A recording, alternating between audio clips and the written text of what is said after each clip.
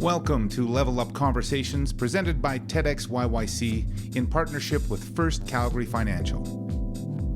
Today's conversation will focus on diversity and inclusion during COVID. We welcome environmental and social justice activist Janelle Pewapsconias, as well as diversity and inclusion professional Marni Panas. We will discuss what Canadians can do to learn and do better as we move forward in history. Hello and welcome to Level Up Conversations with TEDxYYC. My name is Tim Tamashiro. Very happy to be here with you today, having some interesting conversations throughout the month with TEDxYYC about a variety of issues.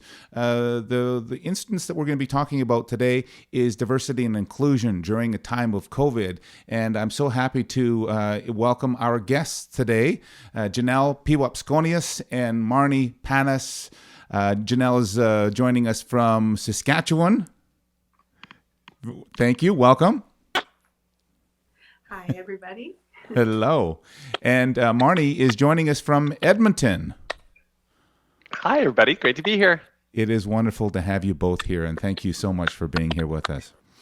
Wanted to start off the conversation today with a question, kind of a broad question. Maybe I'll start with Marni on this one. How has COVID impacted your work in activism? Is it become definitely more challenging?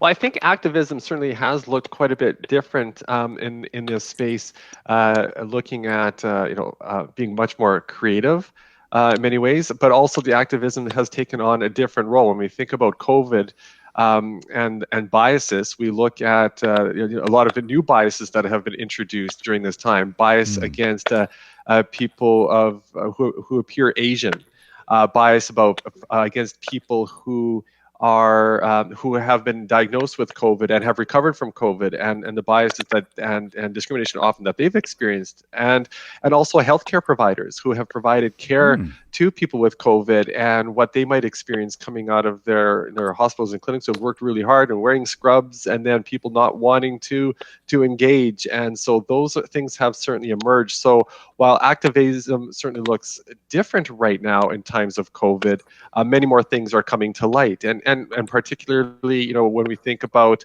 the impact of COVID on marginalized communities, and so those are all things that have shifted our look in activism as well. Yeah, and Janelle, same question for you. Has COVID-19 impacted your way or your method of being effective in your role as an activist? Okay, so for myself, I suppose I have a unique situation. I am a reservation or reserve-based First Nations person, so I live in rural Saskatchewan. So my kind of activism looks different than those in urban centers, in towns, and in larger cities. So it's mostly, I guess, shifted into what I could do. And honestly, I feel more active by being able to influence folks with art, with information, and also impact more so my family. We're having more harder conversations and having difficult conversations, and then they're having those conversations at Coffee Row, socially distanced Coffee Row, and all these other spaces where they have social influence in. So it looks a little bit different, but it's almost like a different kind of shift for rural folks. It's becoming more vocal and more active, and people are less fearful to say things because it's a time where we need to say things and stop being so complicit. And I mean, that's a whole other world to unpack with the prairies and our complacency almost, or apathy, I would say, towards a lot of social issues. So I think the conversations have shifted. And then for myself, I feel like I am able to impact more people because of how I see activism and doing the work in the grassroots through my art online. So it's definitely shifted things and made things a little more accessible for some of us folks, but definitely it's harder to also become active because we need to keep ourselves healthy and safe.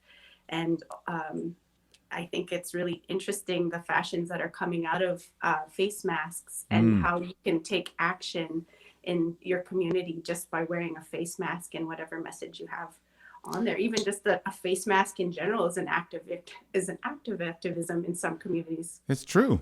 Yeah, it's very true. And you brought up a fascinating point, Janelle, that there is a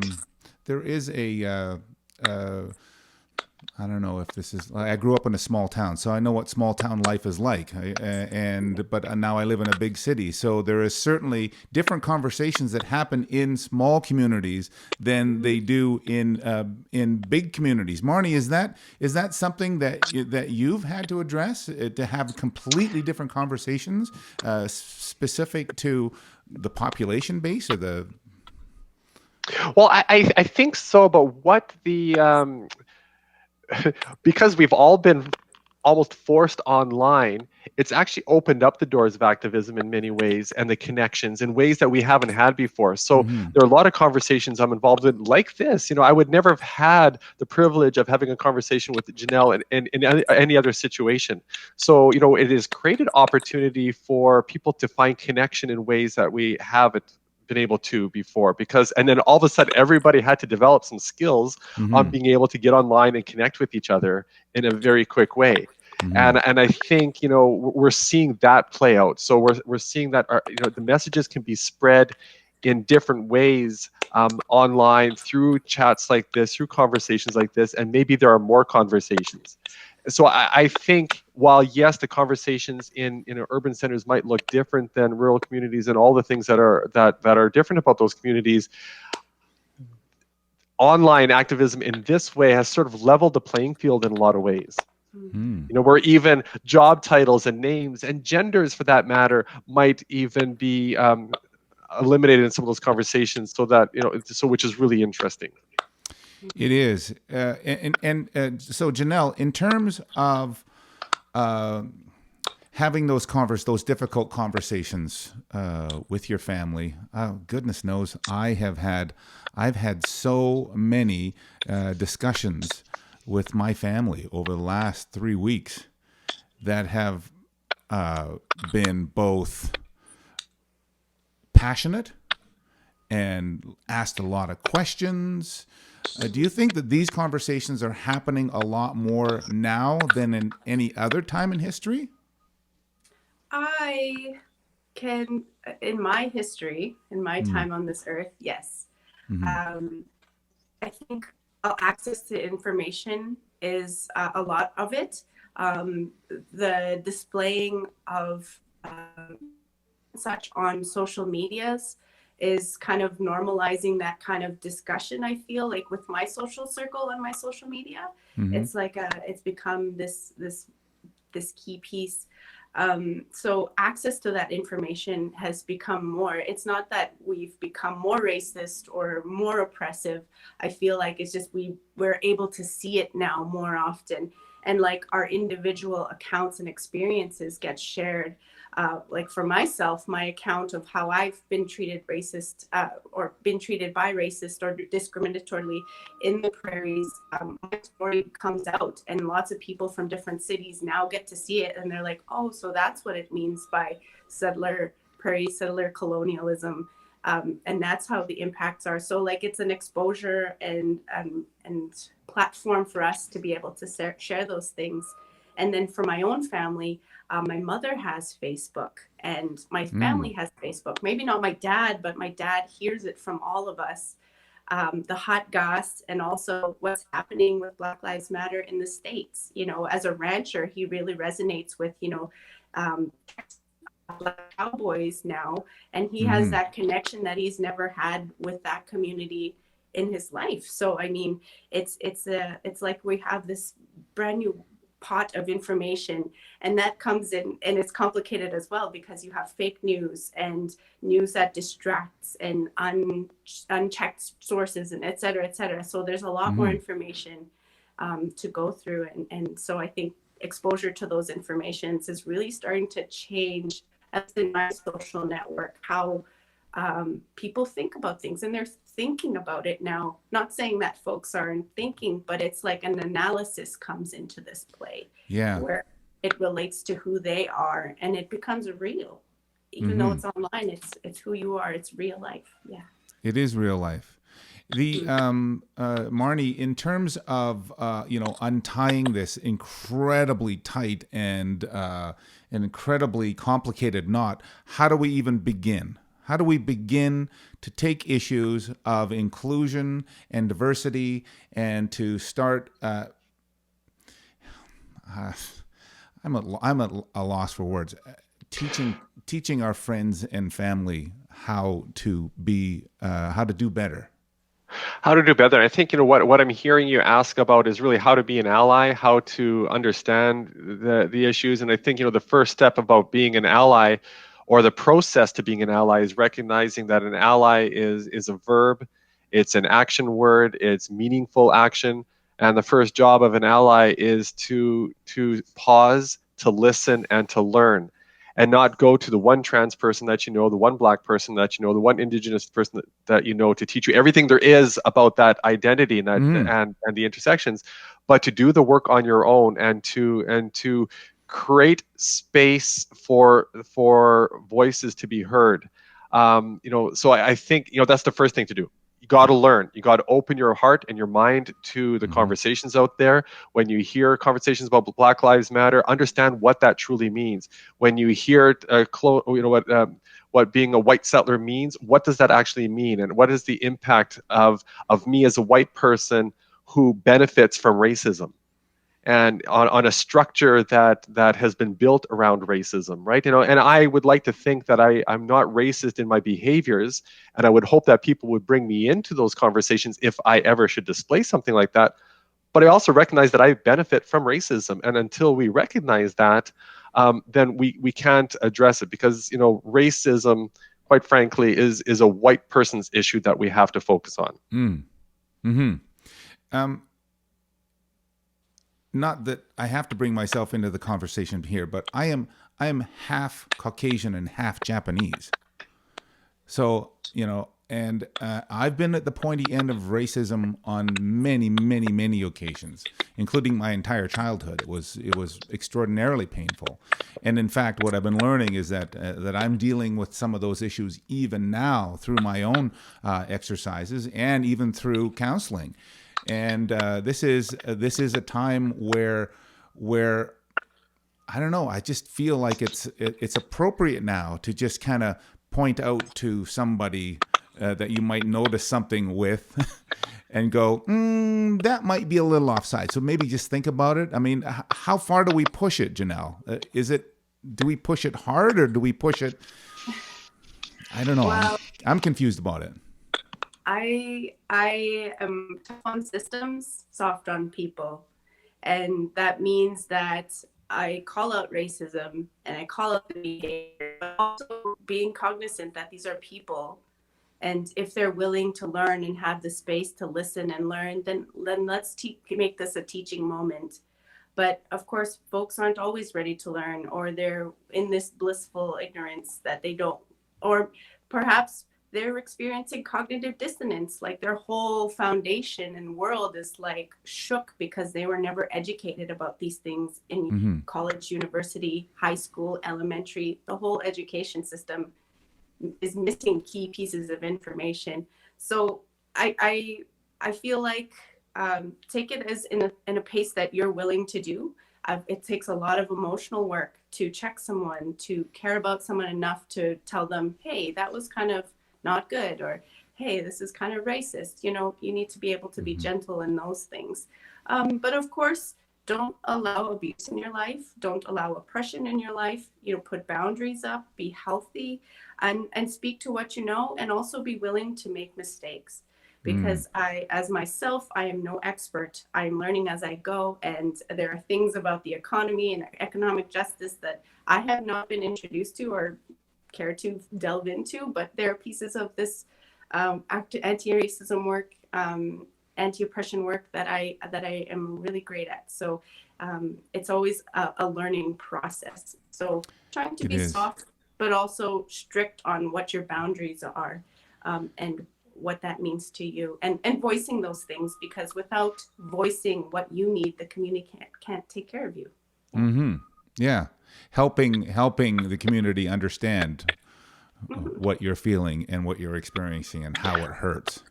I want to. Marni, you wanted to Do you jump mind in if I there. jump on with something that Janelle said that just really resonated with me in my heart when you said, when you care enough about somebody to bring them in and to identify that, what they might have said or done might have been inappropriate.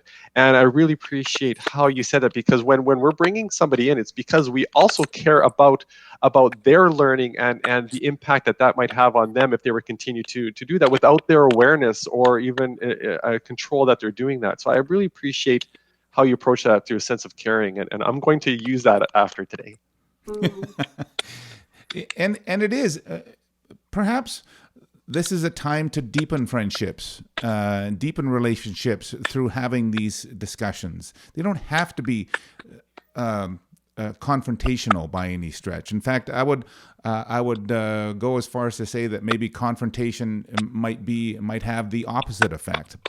But I don't know. What do you, Marni? You look like you had something to say there. Well, yes, and I think we do have to be mindful because when you call somebody a racist, you potentially just entrench them in their views. That's not what we want to do. We want to bring people in and create dialogue, because the moment that we do that, we shut down dialogue, we shut down conversation.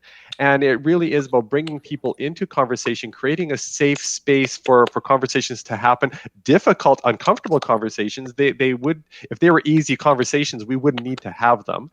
And so, do we create that space to bring people in? Because I think, there is a time to ensure that you're protecting yourself from physical, emotional, and psychological harm. No question, boundaries are absolutely necessary for your own mental well-being and resilience. Mm-hmm. And keeping that in mind, bringing people in so that I will spend all day with somebody who's truly willing to learn. And when the mind is like a parachute, it works best when it's open. Oh, I love that. There's the quote that I'm going to use. This is not my quote. Actually, No, another no. advocate of my friend Murray Billet has used this on a number of occasions. So I'm not. If you're going to quote me, I want to make sure I cite the source. Okay, that's perfect. I'll quote the intention that was in. Yeah, thanks. Janelle, I wanted to speak to you specifically about the importance of National Indigenous History Month. Tell me about the importance of that in your family and for you specifically. Oh, well, to be honest, as a prairie person living away from urban centers, Sunday or Saturday was National Indigenous Peoples Day, and well, we didn't really gather too much. Father's Day took precedence over that. We had barbecue. But like speaking in terms of what that means to our lands, it's a space where we can where we're represented in different ways. Sometimes it's problematic, whereas it's just the food and the dance and like the stylings of culture versus like learning about historical impacts and benefits and all that. So for me, it feels like a little bit of a complicated. I do want to say that having a month to represent you, to have this content introduced to different folks for the first time, that feels really great. But it's a complicated feeling for myself because like I would love for us to learn about my history throughout the whole year and not just 1 month. We shouldn't have to learn about residential school in the month of June. So I'm going to say that piece about it. Yeah. I had an experience where I was spending considerable amount of time in the north, and I was learning about residential schools and the reconciliation that was happening at that particular time. And I'll be perfectly honest with you. I had no idea. I'm 54 years old. I was just learning about it then. That was 2 years ago. So my promise to my new friends that I met on this icebreaker that I was with, Inuit, First Nations, people is that I had no idea. I didn't know about it, but now I do know, and now I can promise to do better. Is that what is happening with a National Indigenous History Month? Is that now maybe we can help people know about it so that they can do better? Yes, of course. Yeah, that I believe like that is Oh, the we seem to intention have of lost Janelle there. Oh, are you there, Janelle? Hi. Okay, Can you yeah, hear you're me? there. Okay. So yeah, I think that is the intention. Is to raise awareness, to show how accepting we are. It's very much a display in hopes that folks will learn more and do something about it positively. And that's, I guess, yeah, I'm on that position where I really hope that it really creates change and awakens folks and introduces folks to new things. Um, yeah. Okay, thank you for that. Marni, we're in this is Pride Month, and Pride Month has definitely had a massive change because of the availability to gather in large numbers and that type of thing. But so, what does Pride Month mean to you now, and what it is that you're doing in order to be able to celebrate Pride Month and to be able to help people learn more about the issues in the LGBTQ2S movement? Yeah, that's a great question, and I share a lot of what Janelle said about pride. It's something that we should be talking about all year long. That and I think it's important to have a month, a day, period of time that we can galvanize around and create that awareness. But it's also that a time for allies to understand that being an ally isn't just about showing up at Pride Month. It's about every other month of the year. And how are you impacting systems? How are you changing behaviors? How are you having challenging conversations about sexual and gender minority people, right? So I think that's just like Janelle says, I would want to see these conversations happen ongoing. What I've seen a lot of things happen, again, going back to our earlier discussion about connecting people, I noticed that a lot of youth groups have found their space online to connect with each other. And this is really important because with many of us now and some of us coming out of, but in the physical distancing world, a lot of youth, their home may not have been a safe place for them. That maybe their school was their only safe place, or the community that they go to once a month is their only safe place. So now they're in a place that may not have been very safe for them. So that's a challenge. That's something that we really have to be mindful of for our young folks. And so having that connection online to other people who look like you, sound like you, dress like you, talk like you, can be a real life-saving moment for many. And I think that's something that we can't underscore. So we're seeing a lot of youth connecting in those ways in a really great way. We've seen online, from drag shows to later on today, I'm doing a Pride event with a number of drag queens and the LGBTQ plus community in Ontario that I would never have come up had it not been for this event. So again, bringing people together. I work for our healthcare system, and instead of holding a Pride event in one of our hospitals, we got together and we held Pride and we took it out to our community. And so we had a couple ambulances together and our leadership together, and we did a drive through all the sites, our hospital sites and clinic sites and our 811 operators in Edmonton, and brought and shared the rainbow with them, and using this opportunity to show gratitude, to give thanks, to add color to people who have been working so hard for so many months. And it was a really great way of building community, to build connection with people we haven't seen in many months from a socially distant way, but also to recognize, why we celebrate diversity and why the conversation about equality and equity is an ongoing conversation. So it's all look different, but it's happened in a more grassroots, feels good, authentic, spiritual way. Yes, and you brought up a wonderful point about the youth that both of you have talked about the youth. Think back to when you were a child in primary grades, junior high, high school. You're making me go back a long time there. It's not that long. How how much of a change do you think the youth have now in understanding issues for all groups?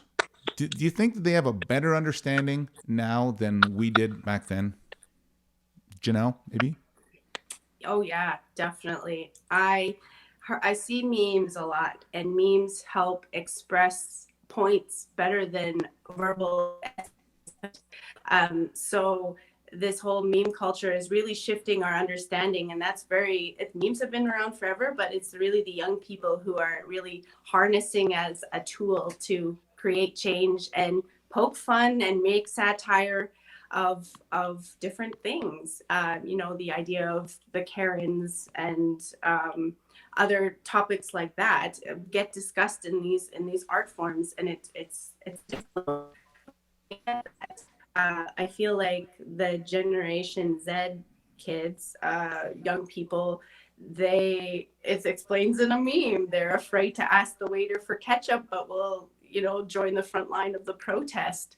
They have that kind of energy about them, where they've grown up with this generation of information now, and have the skill of deciphering between fake news and legitimate news sites and scholarly articles. And so they grow up with this digital social world where they are exposed to those things, both good and bad. And so those young peoples who've had perhaps an older mentor or youth or someone to help form their thoughts, they're really clapping back. The clap back is the response to whatever's going on around them. It's very hard, it's strict, it's like, no, we won't stand for this. And I'm very much proud of young people. They have so much potential. They are there. If we just empower them, they will create change throughout the world. They understand so much. Like my 9-year-old, we talk about George Floyd, maybe not the gory details, but we talked about him. And then that relates to how that in the history. And so bringing that context into his understanding of the world, plus the content he's surrounded with on his online presence, the little online presence he has. He has a black square as his profile photo, and I never talked to him about that, and it's so powerful. So if you give children and young people the tools, the exposure, and a platform, they're going to do so much good, because they have the sense of right and wrong and what is good in the world and what kind of future they want. Because let's be honest, as adults, we've been screwing up this world for years. It's young people who are wanting to no, I don't want to grow up in that. For me, that realization came when I had a child. For them as children, as young people, that's their realization for themselves. So they're emboldened and empowered enough to change. Maybe not ask for ketchup at the waiter, but they will be on the front lines. They will be shifting knowledge. Because they know the difference between right and wrong. Yes. Marni, same question for you. Do you think that the youth are emboldened to make some massive change, and what does it look like 10 years from now? Well, I'm still reflecting on when I was in grade school, and I think as a trans person, so I'm 48 years old now, and 40 years ago, I didn't have the language to articulate how I felt. I didn't have the words to say who I was. We didn't have more than 2 channels on TV, right? And so, but I knew I didn't fit into what is expected of me as that young boy.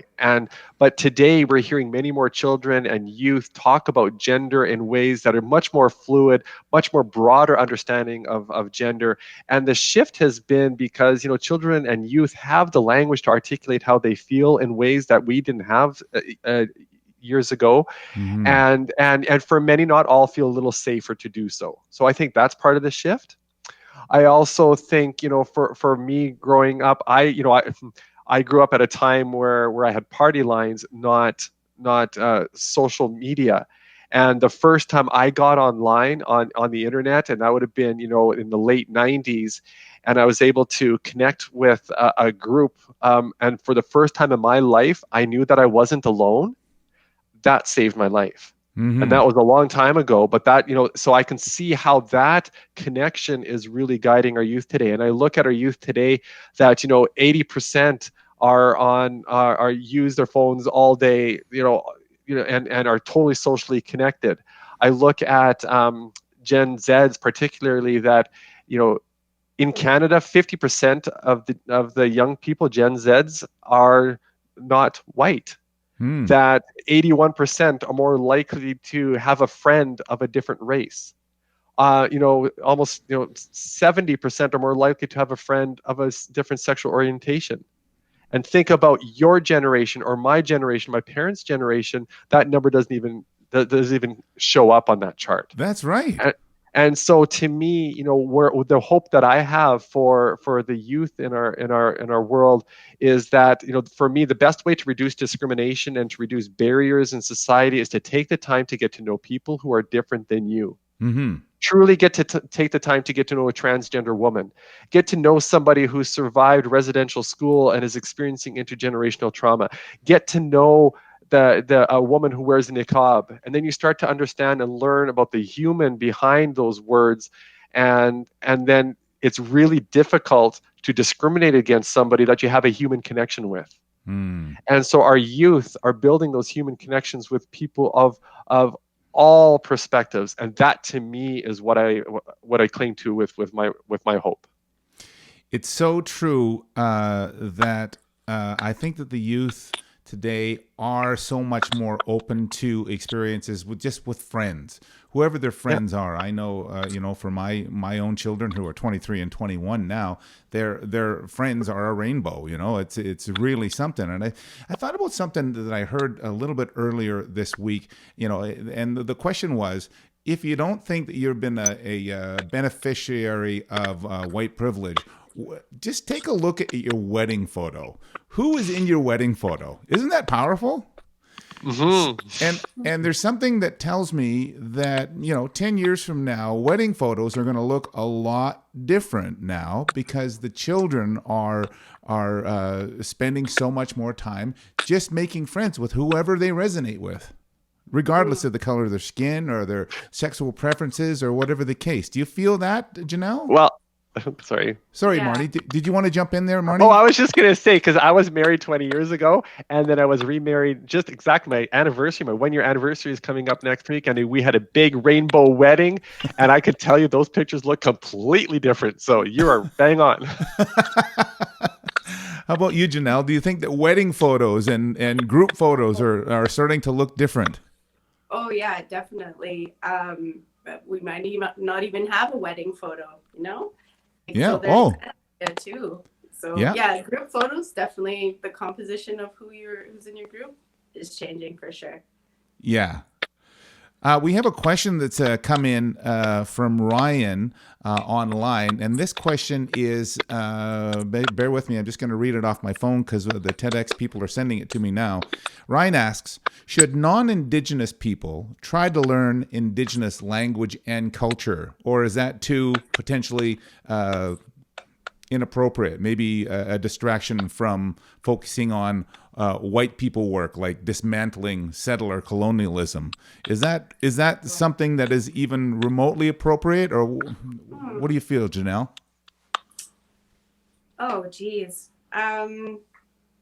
For myself, I feel like if a settler person wants to know more about our culture, okay. It's a little complicated, because are you learning the culture of the Indigenous people of the land you're on? Mm-hmm. Or are you looking at pan-indigeneity, because that in itself is problematic? So if you're going to your territory, the Indigenous people's territory that you're on for their culture and language, I'm supportive of folks learning. But what I do not appreciate is the appropriation of that knowledge. So if you're going to go use it for your own benefit, for your own inclusivity training, to say you've, learned from elders, now you have permission to teach it, that's problematic in itself. Yeah. So if you want to ingest that content for yourself, for your own learning, to understand the peoples whose land you're on, go right ahead, do that work.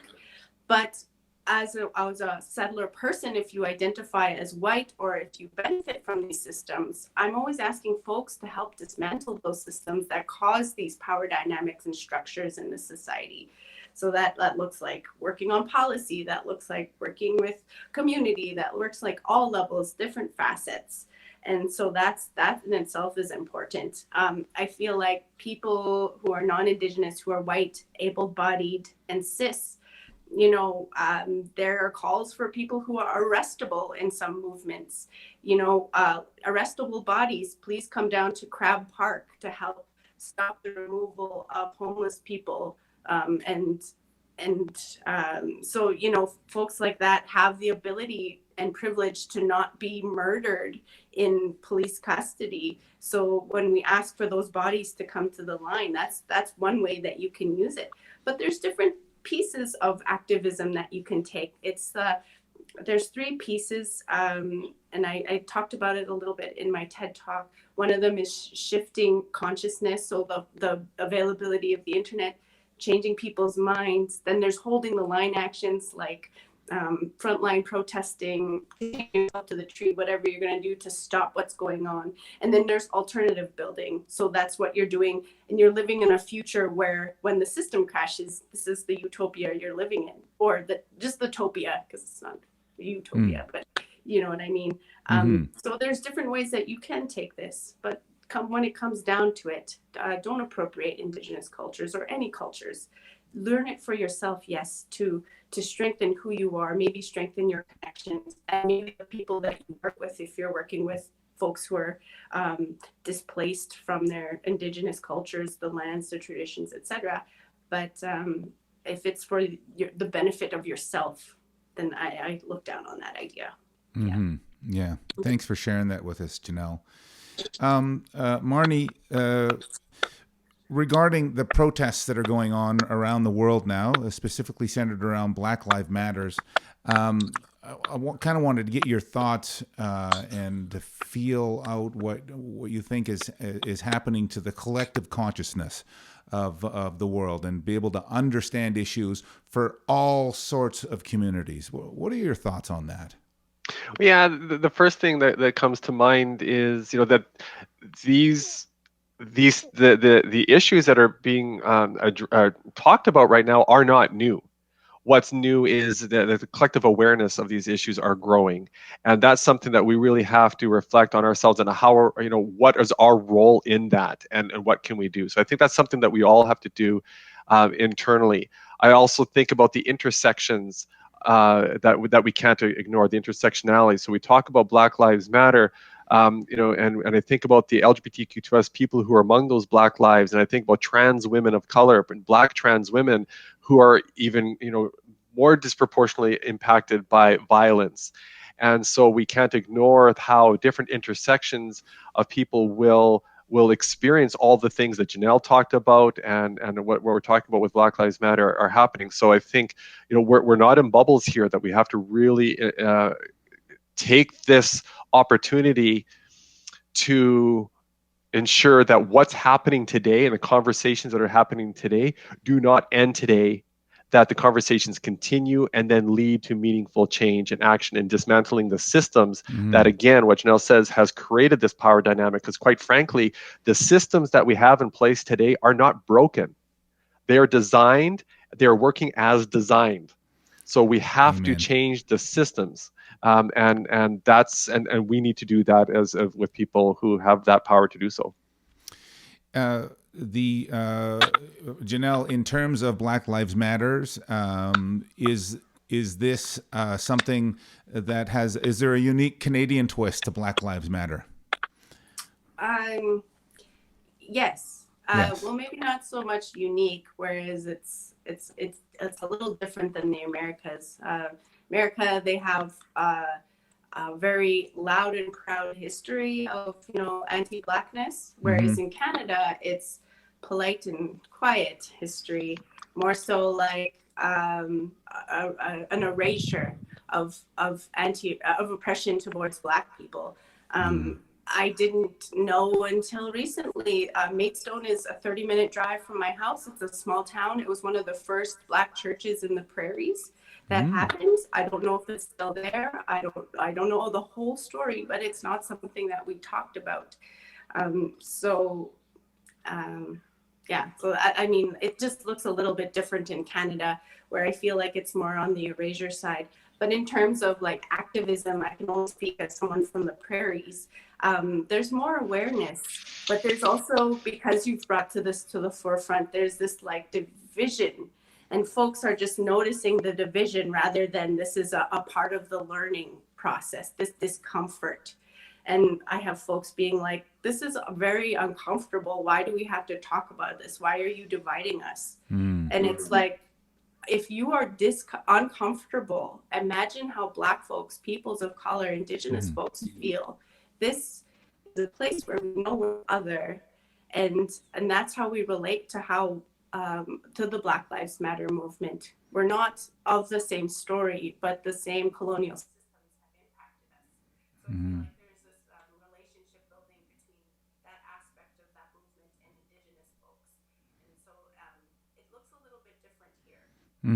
Action in terms of where we're at and where we're learning. And yes, it's a little bit slower, but we need to also be patient. I'm very much like, love to see change right here and right now, but at the same time, folks are shifting their whole worldviews and being challenged. And so like we're experiencing different kind of dissonance in this area as well. And I'm really paying attention to that conversation and how that looks like, because it's all online pretty much. So you can access those kinds of changes and talks as we go. So I don't want to minimize it. It looks different. It happens, but it feels like it's like it doesn't exist, but it does. It does. And that needs to be part of that conversation. Yeah, and as Marni has already pointed out, you know, the systems are working as they have been designed. So maybe now there's a really powerful subconscious activity that's happening throughout the population that can ensure that changes to the systems are the things that are going to start happening. And as you may or may not know, your subconscious is like 1,000,000 times more powerful than your conscious. So hopefully all this good work that you're doing in terms of helping people understand the situations that you're going through on an ongoing basis, and helping others realize even what your friends are going through in different communities, that's going to make a really big impact. Janelle, do you have maybe some closing thoughts on what it is that we can do in terms of moving forward? Do we just keep on saying the message over and over and over again and rallying forward? What are your thoughts? Okay. So in saying tough on systems, soft on people, that applies to yourself as well. So you can only go as far as your tank is full. So as we're going towards forward, however you want to work in the community, treat yourself gently and making sure that you have that boundary and that you're vocalizing these things. So like if you can't come through and help out with whatever you're doing, like if you can't bring the soup that day, you need to let someone else know they can bring the soup. But not only that, learning, as Marni said, like the first step of being an ally in any kind of movement is to listen. And it's also a teaching of mine from our elders is you got to listen. And without listening, we're not going to be able to figure things out. There's a reason why we have only two eyes and we have 2 ears and a set of eyes. So we have more ways to listen than we are to speak. Oh no, that's the quote. We have 2 ears and 1 mouth. 2 to listen and only 1 to speak. So when we think about it that way, let us try, ingest, and take people's experiences. And one thing I want to say is don't devil's advocate. People's lived experiences, if someone is being treated horribly, you are not allowed to make that person feel like gaslit from that experience. So listen, 2 ears, 1 mouth. That's powerful. That's powerful. Thank you so much for bringing that up. Don't be the devil's advocate. what if? That's not your role in learning. Your role is to just listen twice and maybe speak once. That's very powerful. Marni, what can you add to what we can do to move forward and to learn forward, I guess? Well, for having not met Janelle before, I think we certainly see things very similarly, and I'm sure we could spend hours chatting with you, and I've learned so much from you. And again, one thing that resonated with me is compassion, not only for those that you're speaking with, but compassion for yourself in all of this. So that's what I heard from you, and I really want to underscore that. I think, on the devil's advocate piece, I think, I will have conversations, and I think debate and differencing of opinions is really important. We might have difference of opinions on how policies should be implemented and on development of resources and how they're distributed. That's something to debate. My identity and my right to exist is never up for debate, period. I will never debate that. And so that's the starting point for me. Now, in a more broader sense, I think for all of those folks who are out there doing the hard work, working around diversity inclusion, the fight for social justice and equality, is that this is a long game. And while I do this professionally, this is my professional work, and I also do this personally, that most of the impact that I will have may not be really fully experienced until after my work is over. It might be the next generation that benefits from it. Our goal isn't always to change things tomorrow. Some things will not change tomorrow. The goal is to shift the trajectory. So the way that we are heading today and the way that we're heading now, that as time goes on, we become more divergent to that original pathway. And that's the pathway that we want to seek. So it's about shifting trajectory, not turning around on a dime, but just head a little bit in a different direction, because over time, then we'll get to that place we need to go. Yes, this is an investment in our future. Is that correct? Mm-hmm. Yeah. I appreciate very much all the investment that you're both putting into our future, and I celebrate the fact that that you celebrate diversity and inclusion, and that you're willing and willing participants in ensuring that others can learn from that as well. Marni Panas and Janelle Pewapsconias, thank you so much for being our guests today on the TEDxYYC Level Up Conversations. A lot to think about, a lot to let sink in, and I know that I've learned from you both, and I can make this commitment to you both as guests and to the viewers. I promise to do better. And but some of it's gonna be painful. So thank you, Marni. Would you like to offer anything as an adieu to people, to our viewers today? No, I just choose kindness. And we always have an opportunity to choose kindness in every interaction, and to be mindful of that and to choose kindness. Choose kindness. That's beautiful. Janelle, what are your thoughts? Oh, geez. Consider the seventh generation ahead of us and how they need us 7 generations in the past to make change for them. Oh, that's powerful. That is very powerful. Thank you for sharing that as well. Well, that does it for our Level Up conversation surrounding diversity and inclusion, a big, big, big topic that will be spoken about for a very long time to come. And it's important to keep on talking about it, have those conversations with your family members and with your friends if you feel that it's necessary. Let's just promise to do better. My name is Tim Tamashiro on behalf of TEDxYYC. Have a wonderful day. Bye-bye.